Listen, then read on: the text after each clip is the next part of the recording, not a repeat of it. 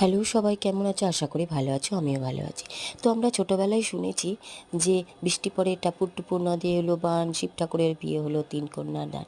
তো আমাদের নবদ্বীপে না শিব ঠাকুরের বিয়ে হয়, এবং এত সুন্দরভাবে মর্তলোকে ঠিক মানুষের মতন সাজিয়ে সুন্দর করে মালা বদল করে বিয়ে হয়।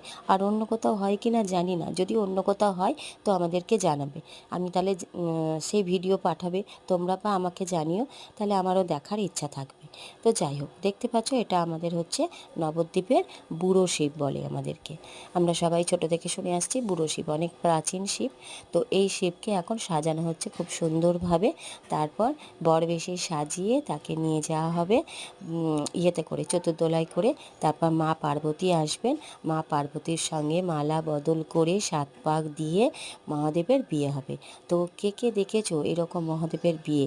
কাউরির দেখা থাকলে বলো, আর অন্য কোথাও হয় কি না সেটাও আমাদেরকে বলো, আমাকে বলো, তাহলে আমার দেখার ইচ্ছা থাকলো যে আমাদের এখানকার মতন আর কোথায় এরকম এত সুন্দরভাবে বাবার বিয়ে উদযাপন করা হয়।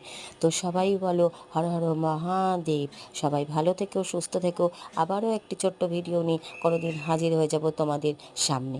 টাটা সবাইকে।